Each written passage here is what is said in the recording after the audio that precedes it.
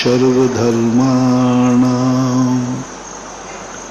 जैनं जयतु शासनम्। पंच परमेष्टि भगवान के आचार्य श्री गुरुवर कुंद कुंद महाराज की, आचार्य श्री गुरुवर विद्यासागर महाराज की जय हो।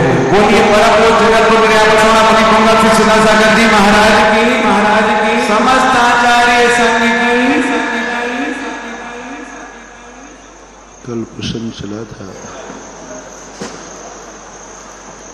चाहे धर्म हो या कर्म हो, चाहे संसार हो या परमार्थ हो, जब व्यक्ति स्वान्मुखी होता है, स्वयंमुखी होता है,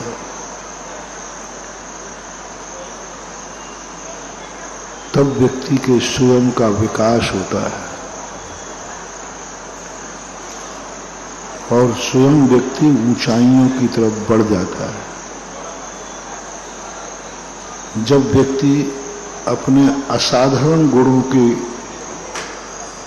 अनुभूति करता है तो उसके अंदर एक ऊर्जा जागती है जो दिन दूनी रात चौगुनी उसको ऊंचाइयों पर ले जाती है। जब जब व्यक्ति दुनिया की उपेक्षा करके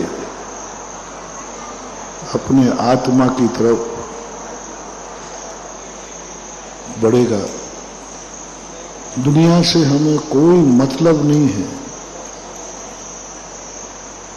कोई मतलब नहीं है, मात्र हमें अपनी आत्मा से मतलब है। ऐसा व्यक्ति अपने उस असाधारण गुण को प्राप्त करता है, जीता है। मैं ज्ञानी हूं, मैं ज्ञायक स्वभावी हूं, मैं ज्ञान दर्शनमय हूं। अहमिको खलु शुद्धो दंसन नान मयो सदा रूबी, नवि अथ मज्ज किंचवी अन्नम परमाणु मित्तम पी।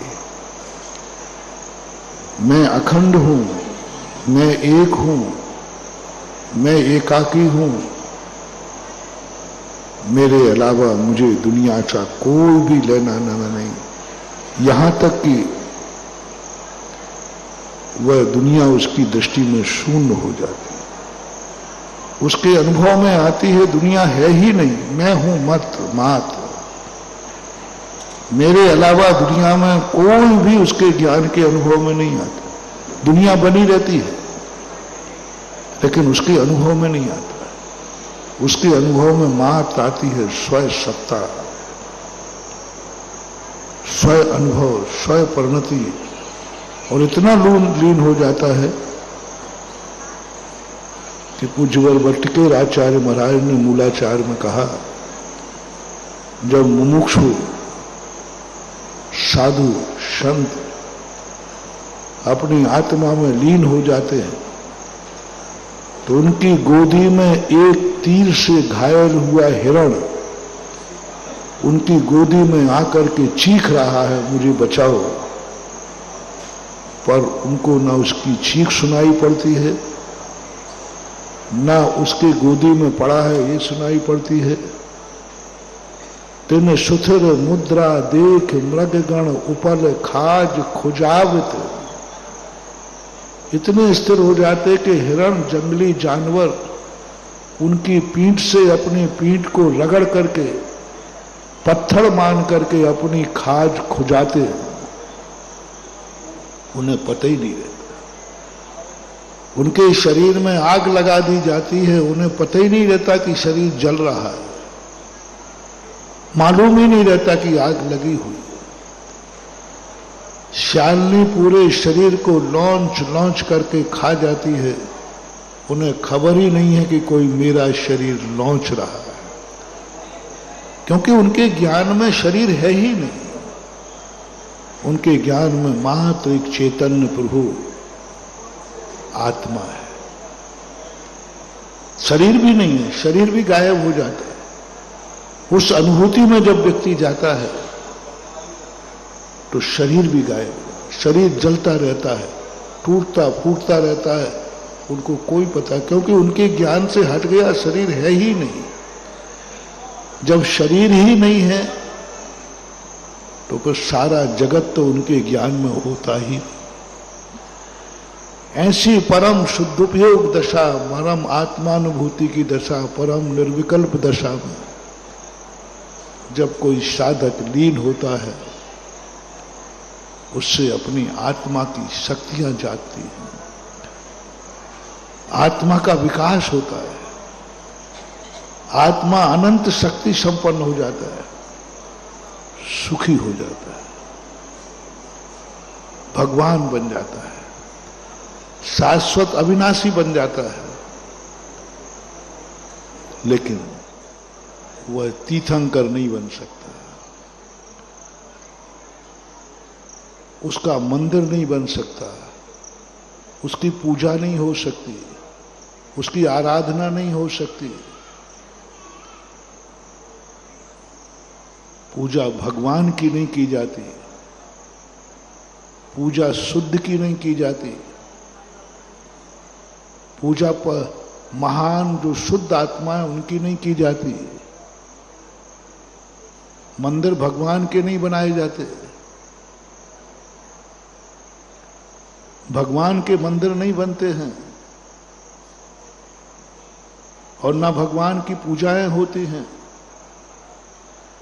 जो जो आत्माएं अपने आत्मा के स्वरूप को सारा जगत ज्ञान से गौण करके लीन होकर भगवान बन गए, उनके जगत में कोई नाम लेने वाला नहीं है, लेगा भी नहीं, लेना भी नहीं चाहिए, उनसे तुम्हें कुछ मिलने वाला नहीं।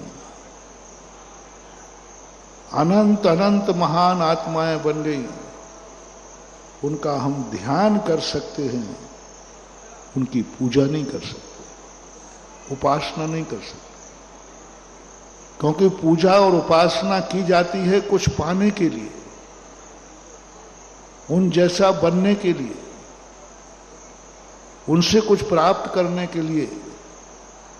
कोई व्यक्ति दूसरे के दीपक की तरफ जब ही जाएगा जब उसको मालूम है कि इस दीपक से मेरा अंधेरा दूर हो सकता है या मेरा बुझा हुआ दीपक जल सकता है। लेकिन वे आत्माएं कोई काम की नहीं है तुम्हारे और हमारे, तुम्हारे कोई काम की नहीं। जो आत्माएं अपने आप में लीन होकर, अपने विशेष गुण ज्ञायक स्वभाव में लीन होकर, अपने ज्ञान स्वभाव में लीन होकर, अपनी आत्म स्वरूप में लीन होकर, शरीर से भी कोई मतलब नहीं रखा, कोई मतलब नहीं, दुनिया मिटे बने बर्बाद हो, दुखी हो सुखी हो, कोई मतलब नहीं, हमें अपने को सुखी करना है, बस अपना लोटा छानना है,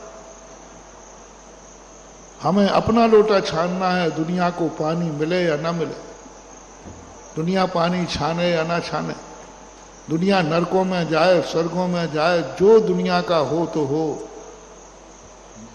मेरा कल्याण होना चाहिए, मेरा विकास होना चाहिए। मैं इस संसार में नहीं रहना चाहता, मैं अपने आप को शुद्ध स्वरूप में लीन रखना चाहता। ऐसे अनंत तीर्थंकर हैं, 6 महीने 8 समय में ऐसे भगवान 608 बनते हैं, भगवान बन जाते हैं। लेकिन सवाल भगवान का नहीं है, उनकी पूजा नहीं होगी, उनका ध्यान होगा। हम साधु लोग कभी कभी उनका ध्यान कर लेते हैं, लेकिन उनकी पूजा नहीं होती, वंदना नहीं होती, क्योंकि उनसे हमें कुछ मिलने वाला नहीं। क्योंकि उन्होंने दीक्षा लेते समय कहा, मुझे अपना कल्याण करना है, बस जो व्यक्ति यदि ये भावना से जा रहा है मुझे कोई मतलब नहीं है, मुझे अपना कल्याण करना है, वो व्यक्ति दुनिया के लिए कोई काम कर नहीं। उसकी जाप देने से, उसकी माला फेरने से, उनके नाम लेने से तुम्हारे कर्म नहीं कटेंगे, तुम्हारा संकट दूर नहीं होगा, कुछ मिलेगा नहीं, क्योंकि उसने तुम्हारे लिए कुछ किया ही नहीं है। कल एक वास्तु का सिद्धांत बताया, पूज्यवर उमा स्वामी ने तत्वार सूत्र में कहा, तुम्हें किसी भी वस्तु से कुछ मिलेगा जब क्या उसने तुम्हारे लिए कुछ किया है। तुम किसी को कुछ जब ही दे सकते हो जब क्या उसके लिए तुमने किया है। सपोज कीजिए आपने शांति धारा की, शांति धारा का एक छोटा सा उदाहरण समझें। आपने शांति धारा किसके लिए की, बस उसी को प्रभाव पड़ेगा। मैंने अपने लिए की है, अब वो शांति धारा किसी के लिए काम नहीं आ सकती। वो गंधोदक किसी के काम नहीं आएगा। उस गंधोदक से तुम्हें कुछ भी नहीं मिलने वाला। उस गंधोदक को तुम नहा लो, क्योंकि गंधोदक उसने तुम्हारे लिए किया ही नहीं, उसने अपने लिए किया है। अभिषेक अपने लिए किया है।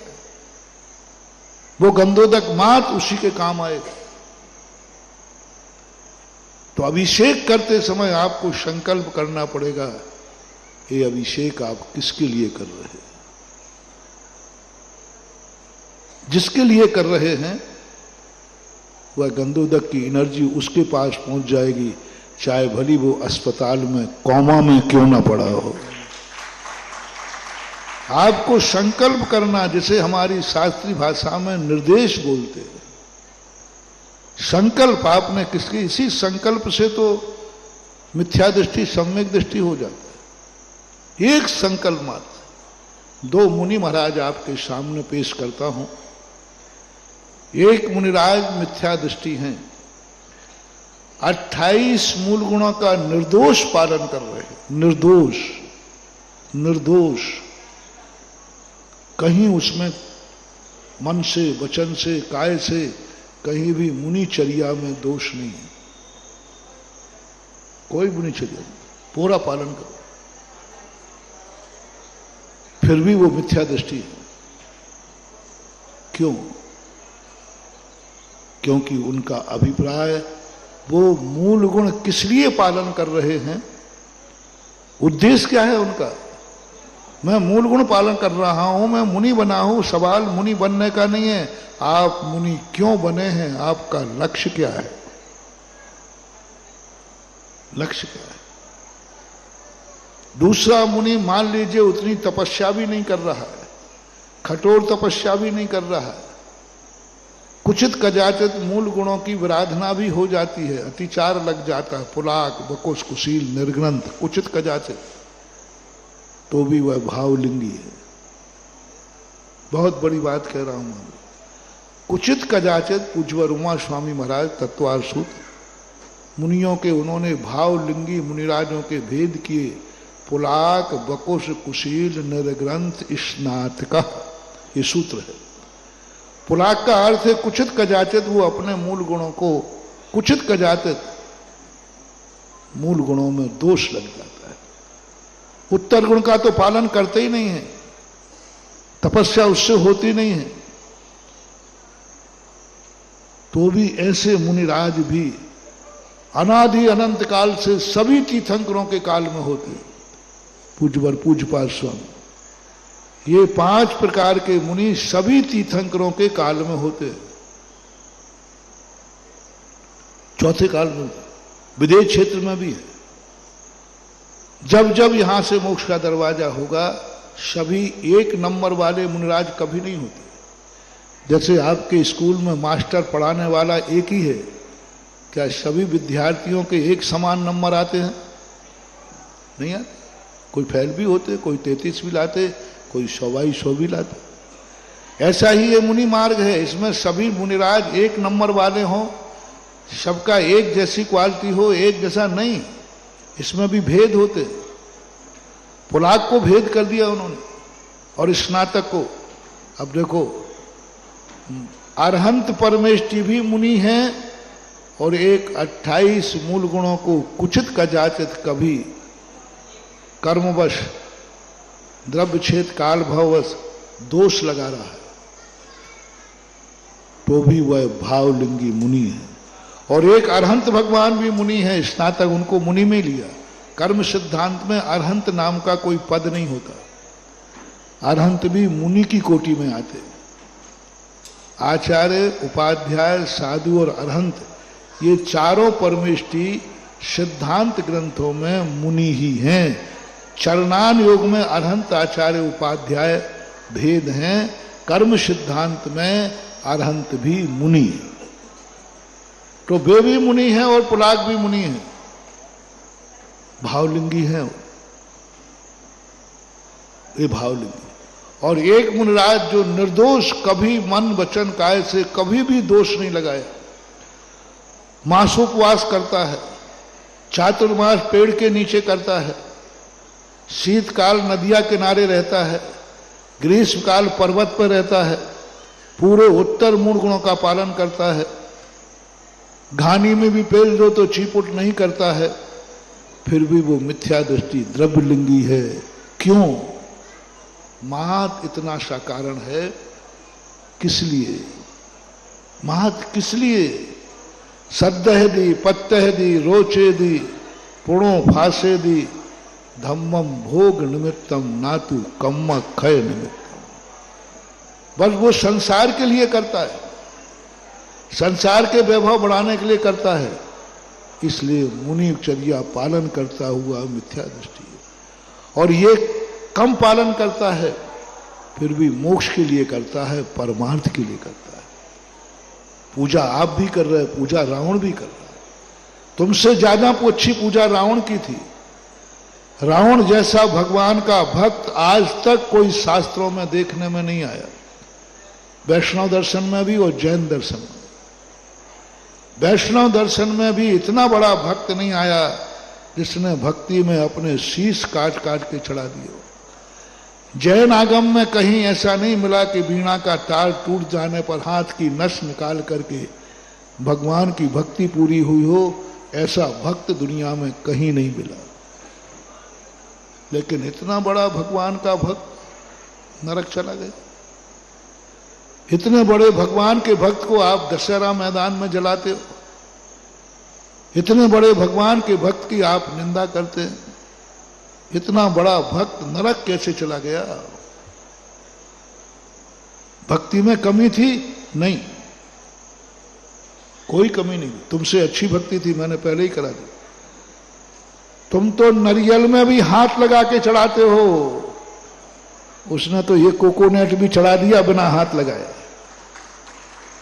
हाँ, तुम लोग तो इतना बड़ा भक्त, लेकिन नरक चला गया। क्यों?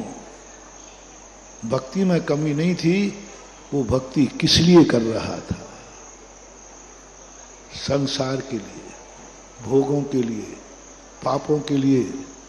बस उसका निर्देश गलत था, उसका संकल्प गलत था। क्रिया में कोई कमी नहीं थी, संकल्प के कारण वो जाकर के नरकों में जाना पड़ा।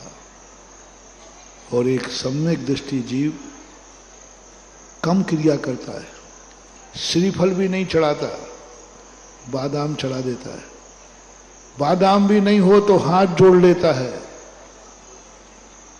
तो भी वह अभिप्राय उसका मोक्ष होने से, कर्मों का क्षय होने करने से, वह पूजा सम्यक दृष्टि की पूजा माने। इसलिए निर्देश किस प्रकार का है?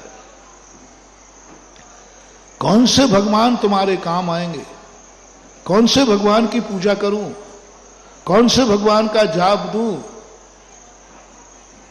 जो ये संसार कट जाए, संसार के संकट दूर हो जाए, संसार में हम अच्छी तरह जिंदगी जी सकें, परिवार को जला सकें, इस संसार को खुशहाल देख सकें। कभी तुम्हारे मन में ये भाव आ जाए, कौन से भगवान की माला फेरूं? पूछते हैं लोग। कि महाराज बहुत दुख है, बताओ कौन से भगवान की माला फेरें। चलो ऐसा भी पूछते, मैं सुखी हूं, मेरा परिवार सुखी हो। नहीं महाराज, पूरा नगर सुखी हो, पूरा देश सुखी हो। कोरोना के समय लोगों ने कहा कि महाराज ऐसा कोई मंत्र बताइए, किसकी जाप दूं जिसमें सारे जगत का कोरोना दूर हो जाए, सारे जगत का। स्वयं के करने वाले भी आए, महाराज मेरा भी कोरोना ठीक हो जाए, मेरे परिवार का हो जाए, रिश्तेदारों का हो जाए। कई ऐसे महामना थे जो भाव करते कि सारे जगत का कोरोना दूर हो जाए, करते थे, मैं भी करता था, सबको भाव आता। तो ऐसे में हम किसकी माला फेरें? हमें खोजना है वह भगवान, हमें खोजना है वह जाप जिसने किस संकल्प से लेकर वो भगवान बना है, किस लिए उसने भगवत्ता प्राप्त की है। यदि उसने नियम ले लिया कि ये शांति धारा मेरे लिए है, अब वो गंधोदक कोई काम का नहीं, किसी के काम के नहीं आने वाला, कोई प्रभाव पड़ने वाला नहीं, क्योंकि उसने अभिषेक गंधोदक अपने लिए बनाया है। वो बेटे के काम भी नहीं आएगा, परिवार के काम भी नहीं, क्योंकि उसमें स्वयं का स्वार्थ निहित है। वो मुनि बना है, अपने कल्याण के लिए बना है। उस मुनि से तुम्हारा कोई हित होने वाला नहीं, कुछ भी नहीं मिलने वाला, उसका आशीर्वाद तुम्हें फलेगा ही नहीं, क्योंकि वह संकल्प किया है कि मैं जो भी साधना करूं उसका फल मुझे मिले, मेरा विकास हो, मैं महान बनूं, ऊर्ध्वता सामान जिसे हमने कल कहा था। मैं उन गुणों को भोगना चाहता हूं, अनंत चतुष्टय को, अनंत ज्ञान, अनंत दर्शन, अनंत सुख, अनंत वीर्य, ये मेरा चतुष्टय मुझे प्राप्त हो। इस भावना के साथ जिस मुनि ने मुनि दीक्षा ली है वो कुआरे काम नहीं आएगा।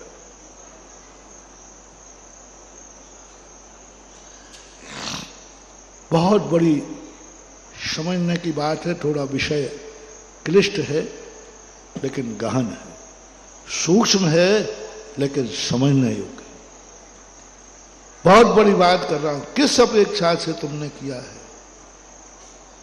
तुमने माला फेरी है अपने लिए, वो माला तुम्हारे काम आएगी, किसी के काम नहीं आएगी। इसलिए किसी भी कार्य करते समय जिसकी हम आराधना कर रहे हैं किसी उद्देश्य से, उसके संबंध में जानो क्या उसने कुछ तुम्हारे लिए किया है। गंधोदक लेते समय पूछो कि ये गंधोदक जिसने बनाया है किस भाव से बनाया है, किस भाव से बनाया है। इसलिए मैं बहुत बार कहता हूं, साल भर का मंदिरों में एक वार्षिक अभिषेक होता है, अपने यहां एक वार्षिक महोत्सव होता है, सभी मंदिरों में होता है। अनंत चौदस करते हैं कभी। वह गंधोदक भली एक व्यक्ति बनाए, लेकिन पूरी समाज के एक एक बच्चे को वो गंधोदक लेना चाहिए। साल भर में तुम किसी दिन आओ या ना आओ अभिषेक में, साल भर गंधोदक लो या ना लो, उस दिन जरूर आना महानुभाव, क्योंकि उस दिन जो कुछ भी होगा वो पूरी समाज के लिए होगा। वार्षिक महोत्सव है, वार्षिक महोत्सव है। उस दिन अभिषेक भी होगा तो पूरी समाज के लिए होगा।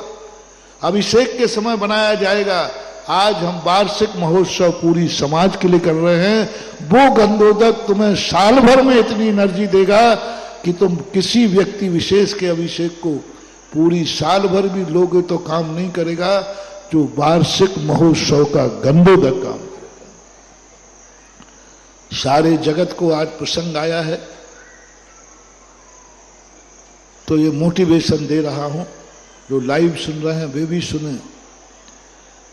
जब भी साल भर में एक बार भगवान को तुम अपने लिए लाते हो, प्रतिदिन अभिषेक के लिए अपना नियम पूरा करते हो, मेरे अभिषेक करने का नियम है, मेरी पूजा करने का नियम है, भगवान का आप अभिषेक करते हैं, कोई बाधा नहीं, करने में कोई बाधा नहीं। लेकिन हर मंदिर में एक बार भगवान को पांडुकशिला पर लाओ पूरी समाज के लिए। और वो वार्षिक महोत्सव अलग होता है, नित्य नियम सुबह हो जाता है। देखो कितना पूर्वजों ने कितना बड़ा पैटर्न बनाया। मंदिर में सुबह अभिषेक हो चुका, सभी लोग थे। नहीं, वार्षिक महोत्सव अलग से दोपहर में होता है, ज्यादातर दोपहर में करते। क्यों करते? अलग से उसमें शामिल नहीं करेंगे, उस अभिषेक में प्रातः काल के अलग से अभिषेक होगा। वार्षिक महोत्सव बोलते हैं। उस महोत्सव में उस दिन महानुभाव आप अपना घर छोड़ के बाहर मत जाना। साल भर तुम बाहर रहे, किसी दिन मंदिर नहीं जा पाए, मान लीजिए साल भर भी नहीं जा पाए, मैं बहुत बड़ा मोटिवेशन दे रहा हूं। आपके नगर के इष्ट देवता, आपके मंदिर का जब वार्षिक महोत्सव हो, वार्षिक कलशाभिषेक हो, उस दिन अपने नगर से बाहर मत जाना।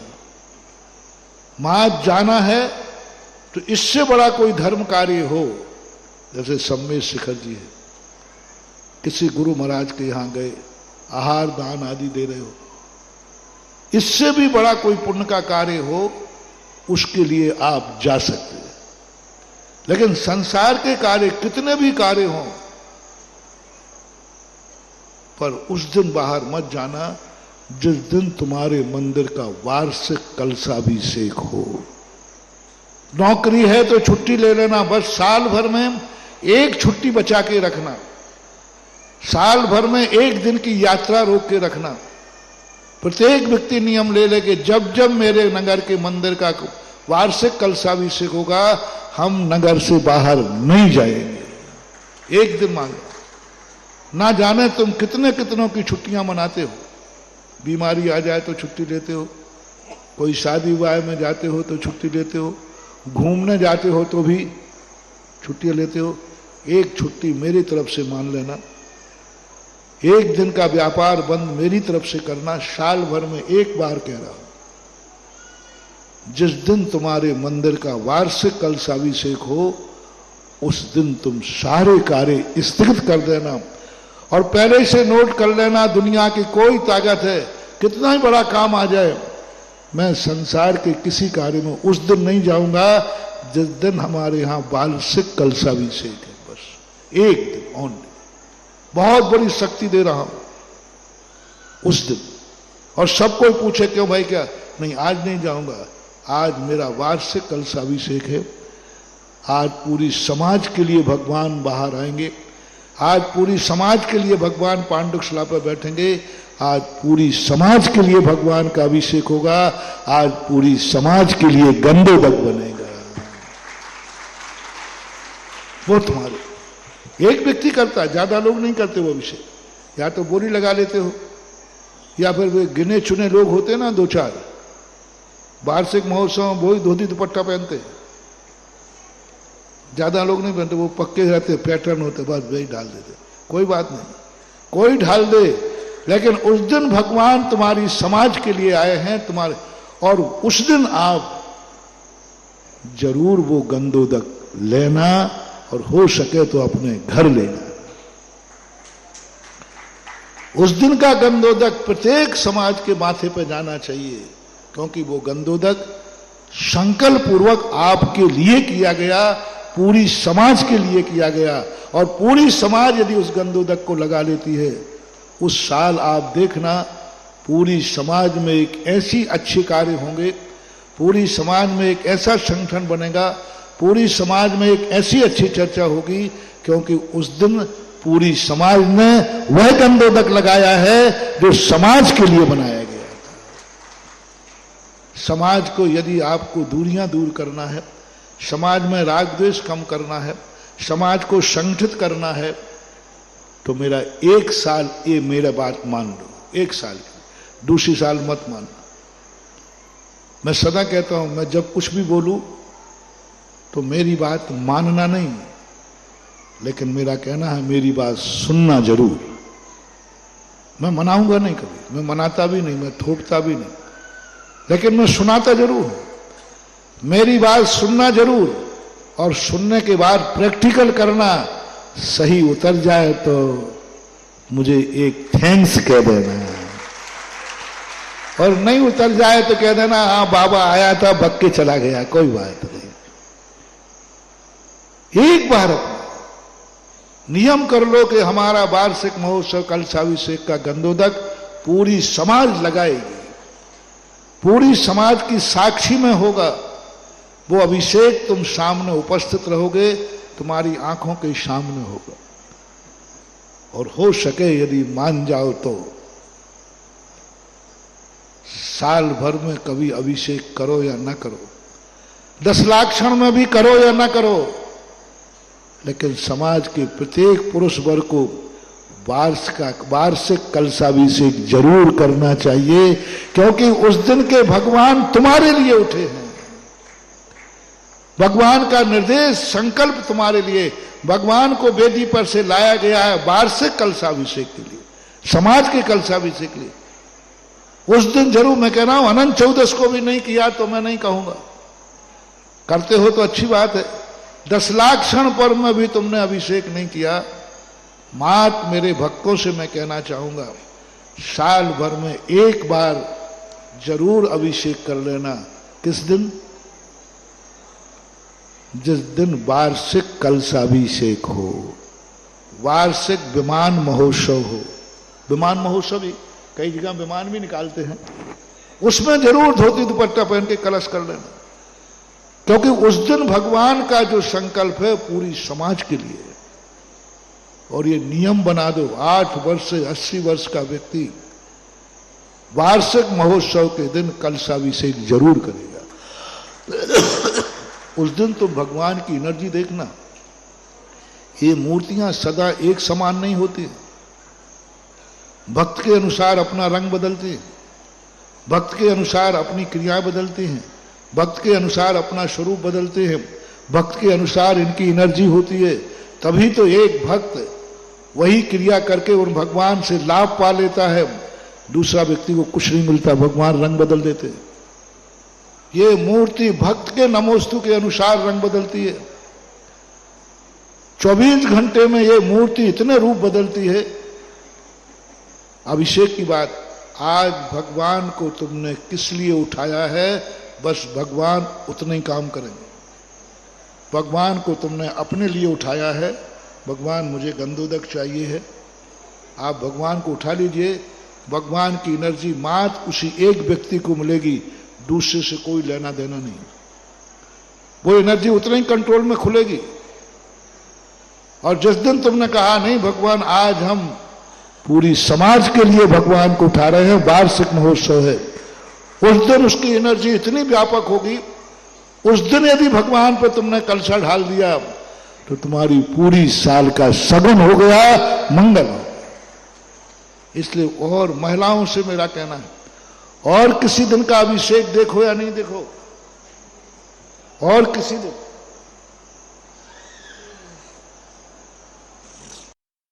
उस दिन का अभिषेक जरूर देखना, वो तुम्हारे लिए है। उस दिन का गंधोदक जरूर लगाना, जैसे बने तैसे गंधोदक की 2 बूंदें जरूर ले लेना, क्योंकि वो तुम्हारे लिए पूरी साल को कर देता। इसलिए निर्देश का हमारे यहां निर्देश स्वामित्व साधनाधिकरण स्थिति विधानता एक सूत्र है, उसमें निर्देश शब्द का चमत्कार बता रहा हूं। निर्देश शब्द को जब मैंने इसका चिंतन किया, शास्त्रों से तौला, वास्तुओं से देखा, ओहो अद्भुत चमत्कार निर्देश मात्र में। और मैं तो कहता हूं सारा धर्म निर्देश पर टिका है। हिंदी भाषा में कहूं अर्थ क्रिया पर टिका है, सामाजिक भाषा में कहूं अभिप्राय पर टिका है। कोई क्रिया गलत नहीं है, कोई सही नहीं है, आपका अभिप्राय क्या है। एक व्यक्ति एनसीसी कैडेट बंदूक चला रहा था, एक व्यक्ति मर गया। दूसरे व्यक्ति ने किसी को मारने के लिए गोली चलाई, लेकिन वो बच गया। दोनों में अपराधी कौन? जिससे मर गया उसे कोर्ट ने बरी कर दिया, क्योंकि इसके मारने का भाव नहीं था। और जिससे बच गया, मरा नहीं, फिर भी वो अपराधी है, क्योंकि उसने मारने का भाव किया। तो हमारे यहां अभिप्राय का बहुत बड़ा महत्व है।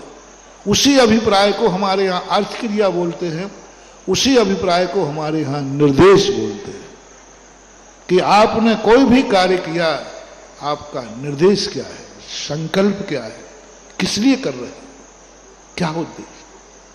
तो इसी प्रकार से जिससे तुम चाहते हो कि इससे मुझे कुछ मिले, तो तुम्हें ये देखना पड़ेगा क्या इस व्यक्ति ने मेरे लिए कुछ किया है। तो वो बनते हैं तीर्थंकर। सामान्य गुणों को, त्रियक सामान्य, जो विशेष गुणों को नहीं, सामान्य गुणों का ध्यान करता है और वो सोचता है कि मेरा ही कल्याण नहीं, सामान्य गुणों में सभी जीव हैं, सभी जीवों का कल्याण होना चाहिए। बस इतना अंतर है, मेरा कल्याण होना चाहिए, वो भगवान बन जाएगा, लेकिन वो मंदिर नहीं बनेगा, उसकी पूजा नहीं होगी।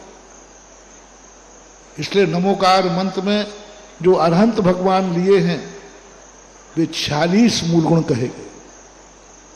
बहुत गजब की बात, जब मैंने पूज्यवर वीरसेन स्वामी महाराज को पढ़ा, वो अरहंतों के 46 मूल गुण बता रहे। मैंने कहा ये 46 मूल गुण तो कितने से जीवों के होते हैं? 608 जीव होते, उनके 646 मूल गुण नहीं होते। नमोकार मंत्र में उनको नमस्कार है ही नहीं। 40 मूल गुण जिनमें हैं उन्हीं को नमस्कार है उसमें, क्योंकि वो उपासना मंत्र है, पूजन मंत्र है। जिनके 40 मूल गुण नहीं हैं उनको सिद्ध परमेष्टि में नमस्कार किया, नमो सिद्धाणु। अरहंतों के 46 मूल गुण हैं। अब जब मूल गुण ही जिनमें नहीं है, उनको तुम मुनि नहीं मानते हो। 28 मूल गुण कहे गए मुनि में, 28 मूल नहीं है तो मुनि नहीं, 36 मूल गुण नहीं तो आचार्य नहीं, और तो 46 मूल गुण नहीं तो वो अरहंत नहीं। बहुत बड़ा सोच। तुम कहो कोई ना कोई मूल गुण तो होते हैं, तो ऐसे मुनि को मान लो ना।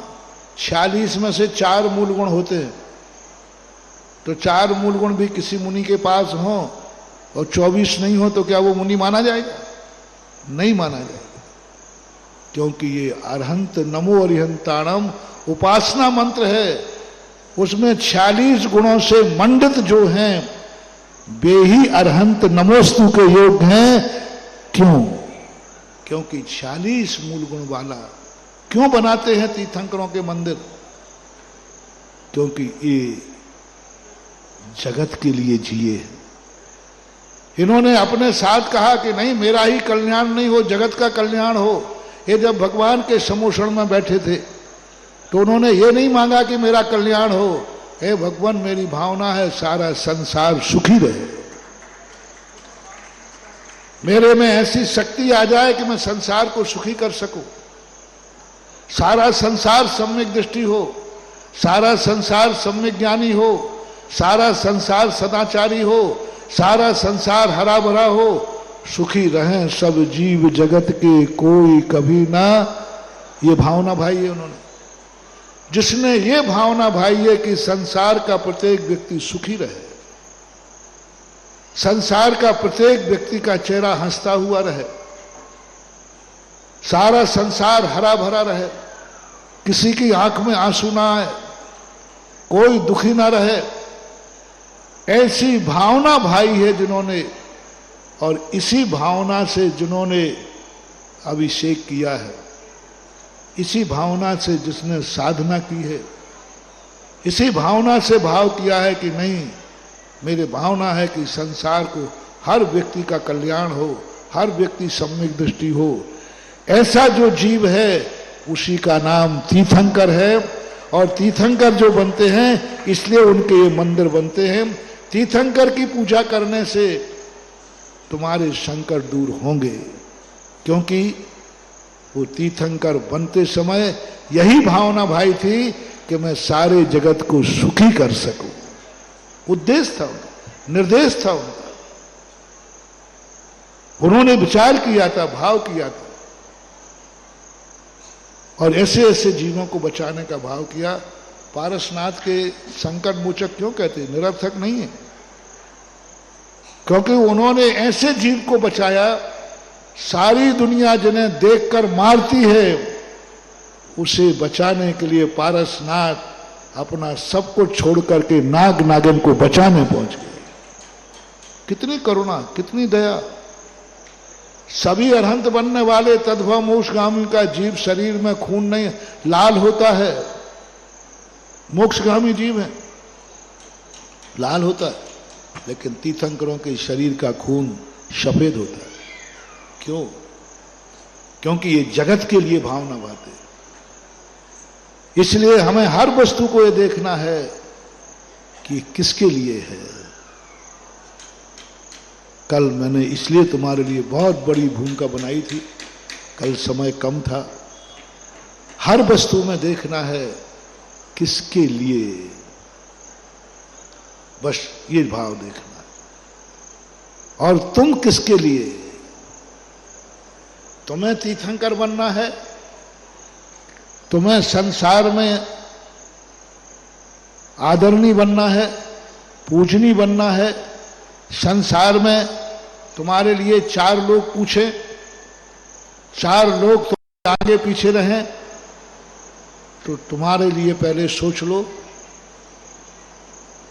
तुम्हारा जन्म किस लिए हुआ, तुम्हारा धन किस लिए, तुम्हारे मम्मी पापा किस लिए, तुम्हारा परिवार किस लिए, तुमने शादी किस लिए की, तुमने मकान किस लिए बनाया, तुमने गाड़ी घोड़ा किस लिए किया, तुमने मंदिर किस लिए बनाया, तुम पंचकल्याणा किस लिए कर रहे हो, तुम महाराज के पास किस लिए जा रहे हो, तुम नमोकार मंत्र किस लिए फिर रहे हो। आपका फैसला आपको देता हूं। घर से शुरू करो। मम्मी पापा किसके लिए? मेरे लिए। जाओ जाओ, मम्मी पापा तेरे काम तो आ जाएंगे, लेकिन तू कभी मम्मी पापा नहीं बन पाएगा। मम्मी पापा तेरे काम आ जाएंगे, लेकिन तू कभी अच्छे बेटों का बाप नहीं बन पाएगा, क्योंकि तूने मम्मी पापा के लिए अपने लिए माना है।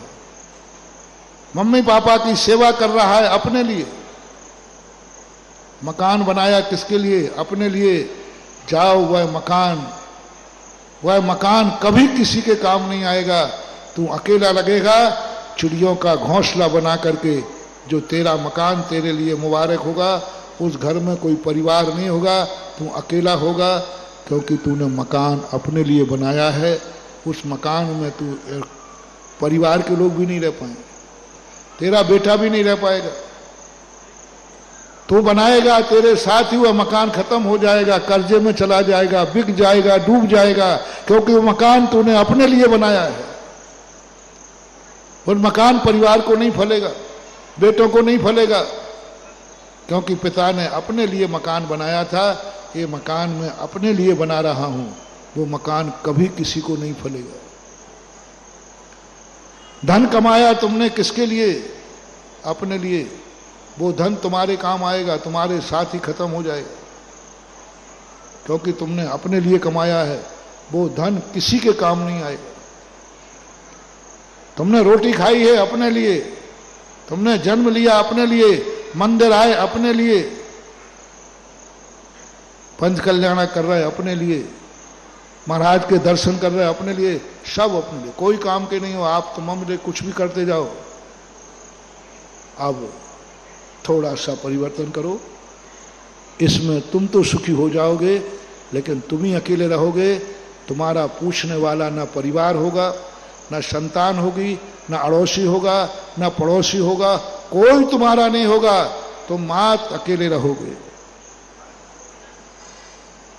अब थोड़ा सा परिवर्तन करो, मोटिवेशन कि नहीं महाराज,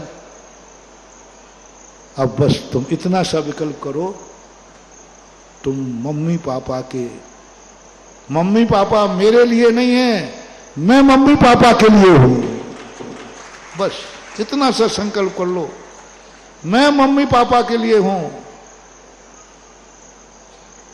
मेरा जीवन माँ बाप के लिए है, मैं सब कुछ माँ बाप के लिए है, माँ बाप मेरे लिए नहीं, मैं माँ बाप के लिए हैं। जैसे ही तुम ये भाव करोगे अंदर से, तो जाओ तुम एक दिन इतनी बड़ी संतान के पिता बनोगे, एक दिन तुम्हारी गोदी में तीर्थंकर खेलेंगे, एक दिन तुम्हारी गोदी में तद्भव मोक्षगामी खेलेगा, एक दिन तुम्हारी गोदी में चक्रवर्ती खेलेगा, एक दिन तुम्हारी गोदी में राजा महाराजा खेलेंगे, एक दिन तुम्हारी गोदी में भविष्य का बनने वाला मुनि महाराज खेलेगा। तुमने मात्र किया कि मैं माँ बाप के लिए हूं, बस इतना सा करना।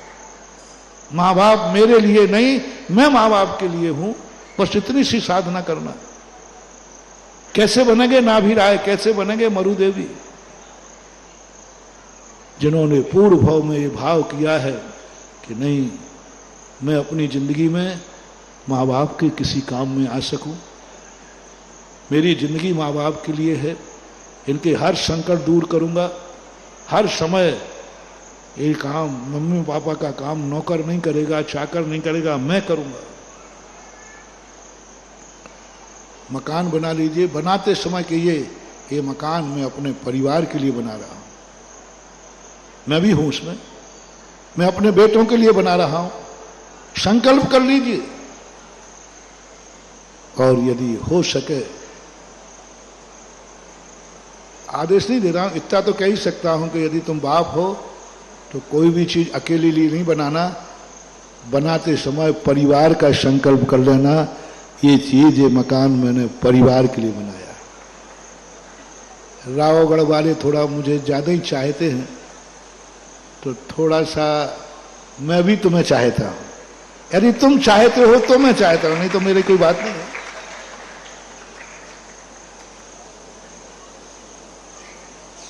तुम मुझे चाहते हो तो फिर मैं भी तुम्हें चाहूं कि नहीं?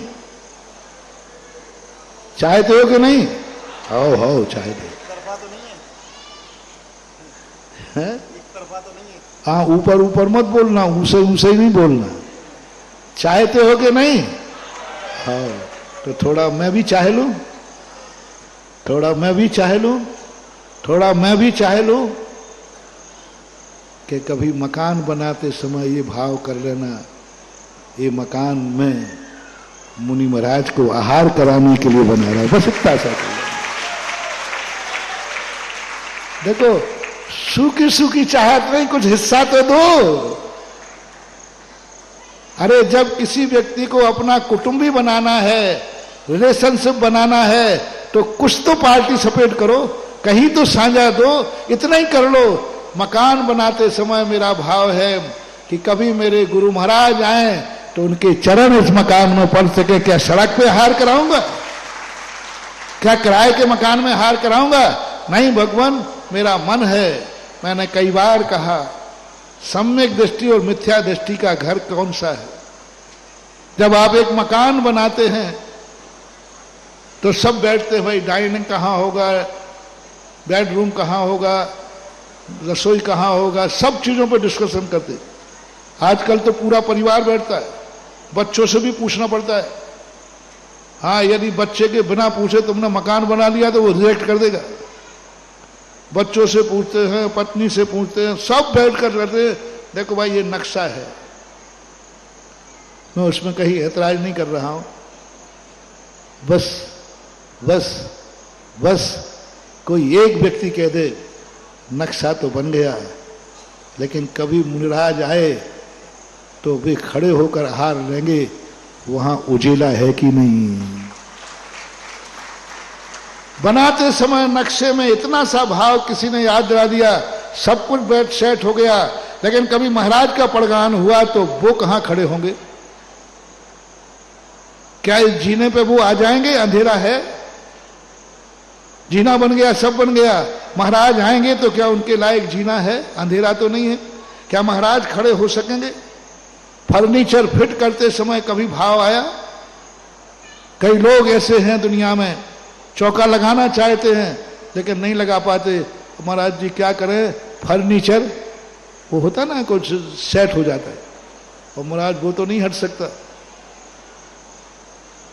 ये आज नहीं कह रहा हूं, फर्नीचर फिट कराया था, उस समय कोई कह दे देख लो फिट कराने समय देख लेना, यदि महाराज आ गए तो ये फर्नीचर हटाना पड़ेगा, इतना सा भाव कर। जिंदगी में महाराज आए या ना आए,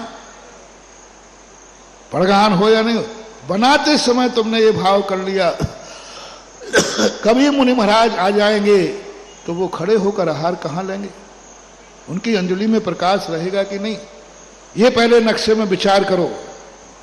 यदि पूरे परिवार ने ये विचार कर लिया, जाओ जब तक तुम्हारी जिंदगी है, जब तक तुम्हारा मकान है, प्रतिदिन आहार देने का पुण्य तुम्हें लग रहा है, क्योंकि तुमने बना दे निर्देश। त्रियक सामान की तरफ जा रहा हूं मैं, ऊर्ध्वता सामान तो यही है, मेरे लिए काफी है, यहां भोजन बन जाएगा, यहां डाइनिंग होगी, मेरे लिए बढ़िया सफिस है। अपने और अपने परिवार के लिए बनाया ये ऊर्ध्वता सामान है, और तुमने मुनिराज का ध्यान कर लिया कि मुनिराज कहां खड़े होंगे, कभी आए तो, बस ये करते ही त्रियक सामान हो गया। आपका वो मकान आपका नहीं है, उसमें तुम्हारे गुरु महाराज की भी साझेदारी है, और जिस मकान में गुरु की साझेदारी होती है उनका पुण्य भी कभी कभी तुम्हारे आड़े आकर भूकंप से वो तुम्हारे मकान को बचा भी सकता है, क्योंकि उसमें पार्टनरशिप कर लिया, महाराज का पार्टनरशिप। महाराज का आहार कहां होगा, बनाते समय भाव कर। इसी प्रकार धन कमा रहे हो, किसके लिए कमा रहे हो, अपने लिए, कोई बात नहीं, ऊर्जा सामान कमाइए, वो धन तुम्हारे काम आएगा, बेटे के काम भी नहीं आएगा। तुम्हारे मरने के बाद बेटा भी उस धन का कोई उपयोग नहीं कर पाएगा, क्योंकि तुमने अपने लिए बनाया था, अपने लिए कमाया था, कोई काम में नहीं आएगा। ऐसी परिस्थिति आ जाएगी कि वो संपत्ति तो दूसरा कोई कब्जा कर लेगा, बेटे के काम नहीं आएगा, परिवार के काम नहीं आएगा, क्योंकि तुमने कमाया ही ऐसा था। इसलिए थोड़ा कमाते समय भाव करो कि मैं किसके लिए कमा रहा हूं, किसके लिए कमा रहा हूं। कमाते समय भाव करना है, निर्देश जितनों का भाव करोगे होता है। हो सके तो भगवान को तुम चाहते हो कि नहीं, बोलते नहीं हो। संभवनाथ भगवान से तुम्हारा प्रेम है कि नहीं, ऊपर ऊपर से बोल दो ना थोड़ा सा, अंदर से महाराज, अंदर से है। जिनेंद्र भगवान से अंदर से है कि नहीं, तो भगवान को यदि तुम चाहते हो, भगवान को यदि तुम चाहते हो, तो लो मैं भगवान को भी कहूंगा, भगवान थोड़ा आप भी राघव वालों को चाहे ना। पहले तुम बताओ तुम चाहते हो कि नहीं, बोलते नहीं हो। एक बार और बोलो, तो फिर पक्का मैं भगवान से कह दूंगा, भगवान ये आपको चाहते हैं, एक तरफ की चाहत नहीं होना चाहिए, आप भी इनको चाहो। तो भगवान पूछेंगे क्या सबूत है कि ये मुझे चाहते हैं। अब मामला देख लो, बहुत मैं तुम्हारी वकालत करने में कई बार हमारी बेइज्जती होती है, कई बार मैं भगवानों के बाद तुम्हारी वकालत करता हूं, और भगवान जब प्रश्न करते हैं तो हमें बगले झांकना पड़ते हैं। उन्होंने पूछा क्या सबूत है कि ये मुझे चाहते हैं, क्या सबूत है। बहुत बड़ा प्रश्न है। भगवान ऐसे नहीं, मैं तुम्हें जिज्ञासा समाधान नहीं करते, भगवान भी कई बार हमसे पूछ लेते कि ये सबूत बताओ, क्या सबूत है कि राघवगढ़ के लोग मुझे चाहते हैं। राघवगढ़ के लोग संभवनाथ भगवान को चाहते, संभवनाथ ही ना, क्या सबूत है भगवान पारसनाथ को चाहते हो, वहां शायद पारसनाथ भगवान है। और क्या सबूत है कि तुम धाम को चाहते हो, क्या सबूत है तुम बड़े मंदिर को चाहते हो, सबूत बताओ। क्योंकि आजकल कोर्ट में क्या माना जाता है, सबूत मांगा जाता है। ये भी तो न्यायालय है, उस कोर्ट में तुम कुछ भी बको, न्याय मजिस्ट्रेट देगा, सबूत क्या है। ऐसे ही भगवान से पूछो, भगवान ने कहा सबूत क्या है बेटा, ये मुझे चाहते हैं, क्या सबूत देने का अधिकार तुम मुझे दोगे? सबूत देने का अधिकार मैं कहूंगा भगवान सबूत मेरे पास है। ये मात अपने अपने परिवार के लिए नहीं कमाते हैं, कमाने का एक भाग तेरे मंदिर बनाने में भी लगाते हैं। अपनी कमाई में भगवान को शामिल कर लो, बस सबूत हो गया। अपनी कमाई का एक भाग सबूत कर लो, ये भगवान के लिए होगा, ये मंदिर के लिए होगा, ये दान के लिए होगा, ये परोपकार के लिए होगा। ये संपत्ति में, मेरी कमाई में भगवान भी पार्टनर है। मेरे कमाई में भगवान का भी संकल्प है, मेरे कमाई में दान का भी संकल्प है। मैं कमाऊंगा इसमें एक भाग। गुजरात के अंदर श्वेतांबरों में बड़ी गजब की परंपरा है। हर जैनी व्यापार अपने आप में भगवान को संकल्प करता पहले ही दिन। ये फैक्ट्री, ये मकान, ये दुकान, ये व्यापार, ये खेती, इसमें मैं अपने लिए और अपने परिवार के लिए नहीं कमाऊंगा, मैं इसमें से दान के लिए भी कमाऊंगा। पार्टनर, दान को पार्टनर बना लिया। आपकी संपत्ति, कमाई आपकी है और पार्टनर भगवान का है। जैसे ही आपने संकल्प किया, अब आप कभी दिवालिया नहीं हो सकते हो, क्योंकि उसमें भगवान की पार्टनरशिप है। और भगवान की जिसमें पार्टनरशिप है वो कभी घाटे में, क्योंकि उनका पुण्य भी, जब तुमने अपने धन में से कुछ भाग उनको दिया है तो उनकी तपस्या का कुछ भाग भी तुम्हें मिलेगा। वो भगवान बने, हमें उनका अंश चाहिए, हमें उनकी शक्ति चाहिए, हमें गंधोदक चाहिए। तो जब ही हम भगवान का अंश के अधिकारी होते हैं, जब अपनी कमाई में से उनको अंश। हम ये भाव करें कि नहीं, मेरी कमाई मराए भगवान, मैंने मकान ही नहीं बनाया है, मैंने मंदिर भी बनाऊंगा, मैं 24 भी बनाऊंगा। लोग कह रहे थे महाराज जी राघवगढ़ है, यहां सब फक्कड़ लोग हैं, फुक्कड़ लोग हैं, कुछ नहीं होगा। और मैं जिस बस्ती में जाता हूं और जिसको मेरा आशीर्वाद होता है और जो मेरे से संबंध जोड़ता है, उस व्यक्ति को, उस बस्ती को मैं कभी गरीब मानते ही नहीं।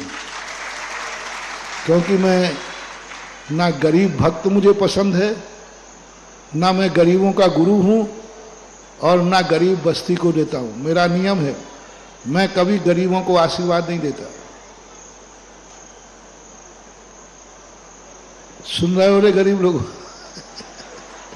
हाँ महाराज, वो तो आपके संबंध में सुन रखा है। एक संस्था खुली कोटा के अंदर, मैंने कहा इस संस्था में किसी गरीब का प्रवेश नहीं होगा। कमेटी वाले घबरा गए, बोले महाराज जी ऐसा मत करो, कभी एक आध गरीब आ जाता। नहीं, गरीब का प्रवेश वर्जित नहीं होगा, मेरा आशीर्वाद नहीं रहेगा। प्रस्ताव पास करो। प्रस्ताव पास कराया, लेकिन उनके एक लाइन और लिखो, गरीब इस संस्था में प्रवेश नहीं करेगा, लेकिन कोई गरीब दरवाजे से वापस नहीं जाएगा। समझ रहे ना? गरीब प्रवेश करेगा नहीं, दरवाजे से वापस जाएगा नहीं, यानी उसको दरवाजे पर अमीर बना दिया जाएगा, फिर प्रवेश कराया जाएगा।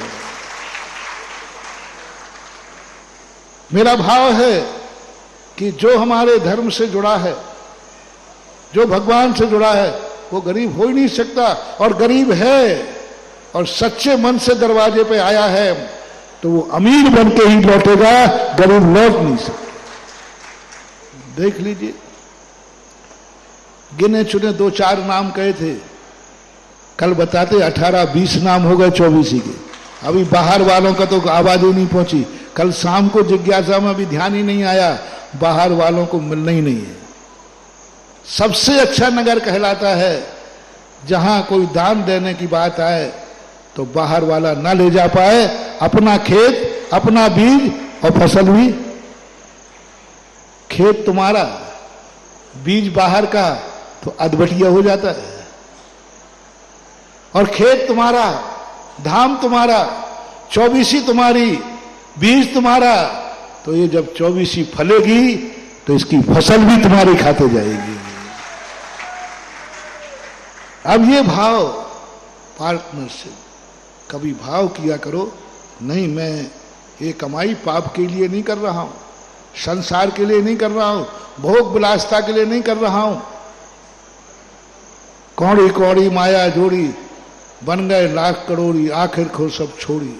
नहीं, मैं कमाई कर रहा हूं, मेरा पसीना समाज संसार के लिए नहीं, मेरा पसीना परमार्थ के काम आएगा। मैं धर्म के लिए कमा रहा हूं, मैं मंदिर के लिए कमा रहा हूं, मैं धाम के लिए कमा रहा हूं, मैं चौबीसी के लिए कमा रहा हूं।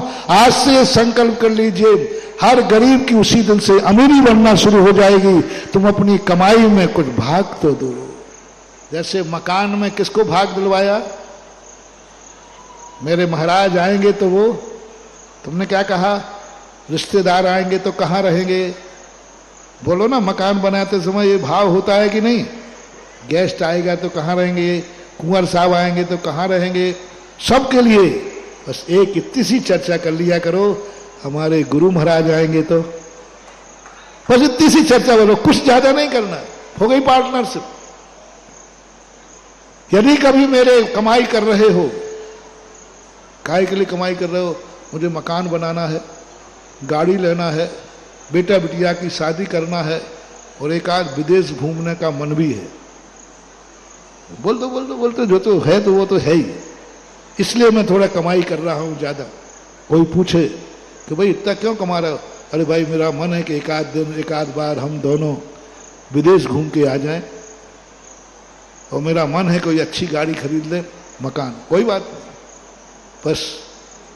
बस कभी कभार ये भी कह देना किसी से कि भाई आजकल बहुत कमा रहे हो, बोले मेरा मन है कि मेरी कमाई कुछ धाम में लग जाए और मैं वहां मंदिर बना सकूं।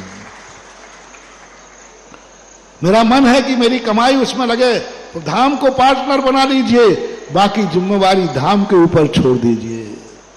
शंभोनाथ भगवान के लिए कर लीजिए, मेरा दान है। ऐसे ही आपका शरीर मिला है, ये शरीर को आपके लिए है। किसके लिए शरीर है? आपके लिए। जाओ, आपके साथ खत्म हो जाएगा, आप जियोगे, क्योंकि आपके लिए शरीर मिला है। आप मौज मस्ती में रहिए, लेकिन आप कभी कभी नहीं, ये शरीर मेरे परिवार के लिए भी काम आए, ये शरीर दुखी के लिए भी काम आए, नहीं ये शरीर मेरे धर्म के काम आएगा। आंखें मिली हैं दुनिया के राग रंग देखने के लिए नहीं, ये आंखों से मैं भगवान की छवि देखूंगा, ये कानों से मात्र राग रंग के गाने नहीं, मैं गुरु के प्रवचन सुनूंगा, इस मुंह से दुनिया की बातें नहीं, इस मुख से मैं भगवान की पूजा करूंगा, इन हाथों से संसार के काम नहीं, पंच कल्याणक में अर्घ भी चढ़ाऊंगा, ये पैर मार संसार के घूमने के लिए नहीं, सम्मेद शिखर की वंदना के भी काम आएंगे। बस ये संकल्प, हर चीज में पार्टनर बना लीजिए धर्म को, हर चीज में। त्रियक सामान, इसे बोलते त्रियक सामान।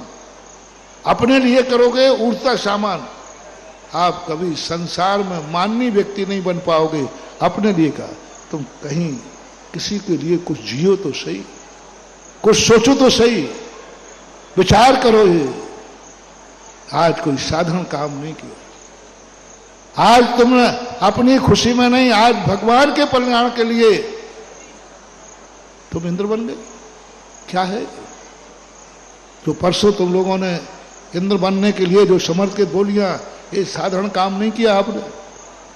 आज भगवान के लिए तुमने कमाया था, कभी पंचकल्याणक होगा राघवगढ़ में, मैं इंद्र बनूंगा।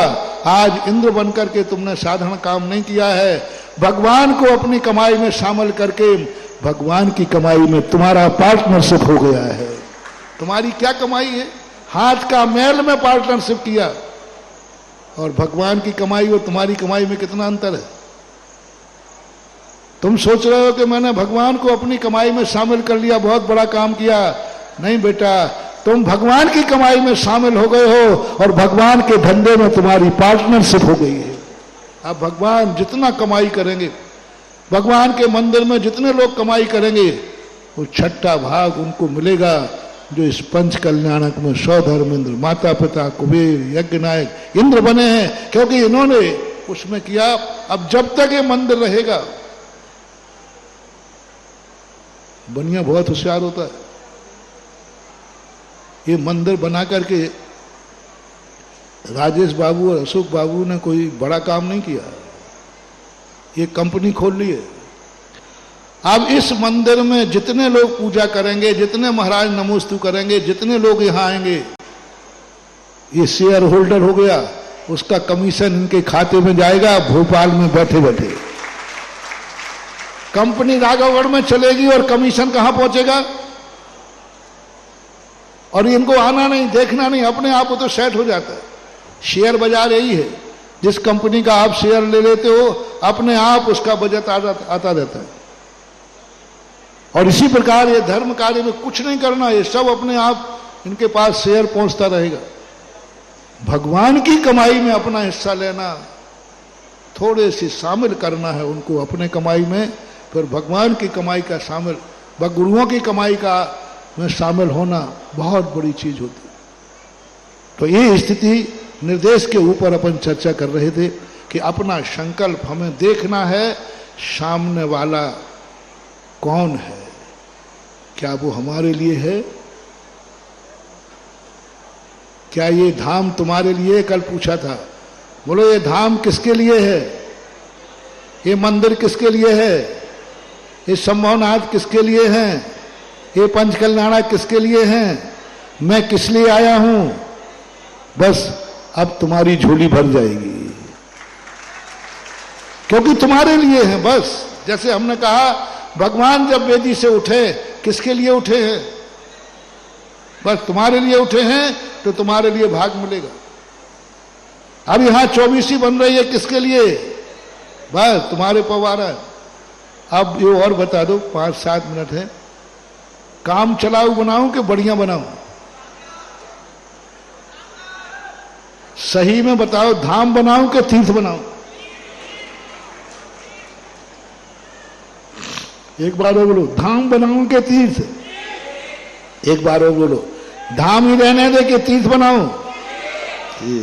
ऐसे जोर से बोल रहा बेटा, अभी देखना,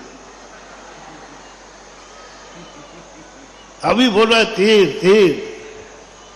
हौसले बड़े बुलंद हैं। जितनी बड़ी चीज बनाओगे, उतना ज्यादा तुम्हें अपनी जिंदगी में उनको पार्टनर बनाना पड़ेगा।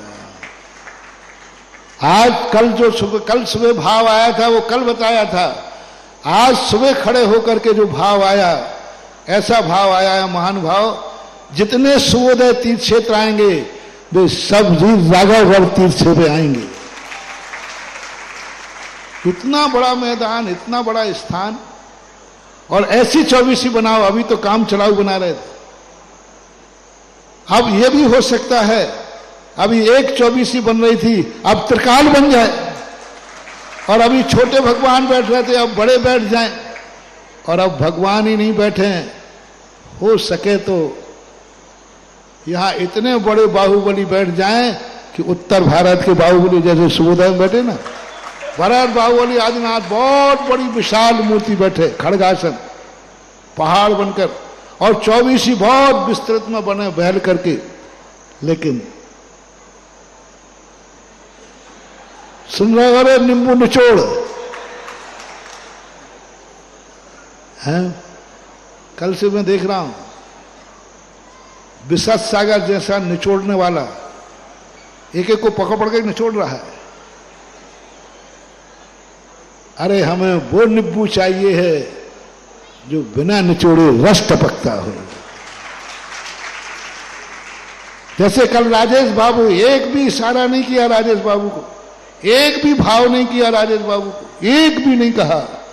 और स्वयं बोले गुरु महाराज आपके मुख से निकला है तो होने दो, आप विकल्प मत करो, आप 12 का इंतजार मत करो, आप तो शुरुआत करो। ये कहलाता बिना निचोड़े रस देना। जब सौधर्म की बोली लग रही थी तो लोगों ने कहा, उन्होंने आगे, महाराज जी पैसा बढ़ाने के लिए तो बोली फ्रॉड तो नहीं बढ़ाई जा रही? मैंने कही नहीं, 3 तक का व्यक्ति मेरे पास था, जिसके 277 हुए थे वो ओरिजिनल था, उसका भाव था, और 3 तक था उसका भाव। कोई फ्रॉड हमारे यहां बोली लगाते नहीं। मैंने कही नहीं है, तो बोले महाराज जी यदि है तो फिर बोली तो मुझे ही लेना है, आप एक बार में बता दो ना क्या करना है। ये है भाव, ये आनंद का उछलता है। लेना है बोली तो लेना है, बात खत्म है, क्या बोली लगाना। आप तो बता दो कि मिक्षक वरदान मांग लो, यही सब थे। बोले क्या बोली लगाना, मुझे स्वधर्म बनना है, आप तो बोल दीजिए क्या है। ये दान फलता है, मान लो। इसी दान के बल पर, इसी भावना के बल पर, जो कल मैंने कहा था, आज एक छोटे से राघवगढ़ में रहने वाले ने भोपाल में और सारे भारत में वो इज्जत कमाई है। काय के लिए धन दौलत है, इज्जत के लिए नहीं। धन दौलत लेकर मर जाओ तो कोई पूछने वाला नहीं, इज्जत लेके मरोगे तो सारा यश फैलता है। तो अब इस प्रकार की स्थिति के लिए अब यहां पर, क्योंकि मेरे से करूं क्या, मैं परेशान हूं। लोग कहते महाराज जी आप जहां देखो तीर्थ में, करूं क्या। गुरु का आशीर्वाद समझो, या मेरी लगन समझो, या भक्तों का पुण्य समझो। मंदिर बनाने जाता हूं और तीर्थ बना करके लौटता हूं। ये एक जगह नहीं, 50 जगह मंदिर बनाने जाता हूं। कटनी मंदिर बनाने गया, तीर्थ बन गया। गौसलपुर मंदिर बनाने गया, तीर्थ बन गया। और राघवगढ़ बोलते नहीं हो, मंदिर की प्रतिष्ठा कराने आया था और तीर्थ का मंगलाचरण होने वाला है। मंदिर से तीर्थ बनने वाला है। बहुत बड़ी बात मान लो। और मेरा तो सिद्धांत है, एक धर्म की पूर्णता हो नहीं पाए। आप लोग ये सोच रहे थे ना, बस धाम का पंचकल्याणक हो जाए, बस गंगा नहाए, निपट गया। बेटा बनिया की साहूकारी और गुरु का आशीर्वाद, बनिया कभी मूल वापस नहीं लेता, तुम तो ब्याज देते जाओ। और मेरा सिद्धांत है, एक कार्य पूर्ण नहीं हो पाए और दूसरा का मंगलाचरण हो जाए, इसी का नाम अतिशय है। अभी एक पंचकल्याणक पूरा नहीं हो पाया 150 साल का, और दूसरे पंचकल्याणक की कल घोषणा हो गई शुरू। कभी 24 होगी तो पंचकल्याणक तो कभी ना कभी तो होगा, वो 10 साल बाद सही, 5 साल बाद सही। एक खत्म नहीं हो दूसरा, इसी का नाम विकासवाद है। यदि एंड हो जाए धर्म का, और धर्म कार्य का कभी पूर्ण विराम नहीं होना चाहिए, ये हमेशा बढ़ते ही रहना चाहिए। एक पूर्ण नहीं हो, दूसरा चालू हो गया, और आज तो तीसरा चालू हो गया कि ऐसा तीर्थ बने। वस्तुतः वही किचड़ पुचड़ क्या बने, थोड़ा फैला के बने, इतना बड़ा तीर्थ है। तो इस सामाजिक कार्य के लिए तो होना ही चाहिए एक स्थान, लेकिन वहीं बहुत बड़ा विस्तार से। आज सुबह 4-5 लोग, हम राजेश वगैरह सब लोग बैठ करके वहां खड़े हो गए, महाराज भी थे, सब लोग चर्चा कर रहे। और आज एक वो एनर्जेटिक स्थान देख के आए। मजा आ गया। आज तक हमने बावड़ी देखी है उनको जो यहां गंदगी करते थे और उसी में शुद्धि करते थे। आज मेरे मन में आया भाव, एकाएक चला गया, जाने का मन नहीं था, कल देख के आ गया। पता नहीं इस बावड़ी ने मुझे ले खींच लिया। कल मैं बावड़ी की यूं उपेक्षा करके आया था, ये बावड़ी है, इस कौन में आ रही, यहां आ रही, वहां आ रही, ठीक है, कोई अच्छी दृष्टि से नहीं देखा था। और साधु की यदि तुम्हें पता चले कि महाराज अच्छी दृष्टि से नहीं देख रहे, तो तुम्हारे पसीना आ जाएगा कि नहीं।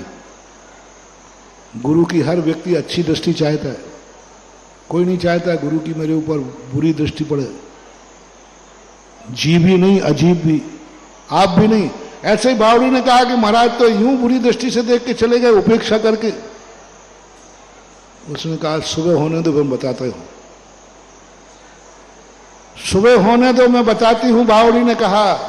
और सुबह होते ही मैं घूम करके थक गया था, बैठने वाला था। बावड़ी ने कहा पहले यहां आइए, और उसने बुला लिया। इस कार्यक्रम के पुण्यार्जक थे श्री कंवरलाल जी महावीर प्रसाद जी, पाटनी, मदनगंज, किशनगढ़, राजस्थान।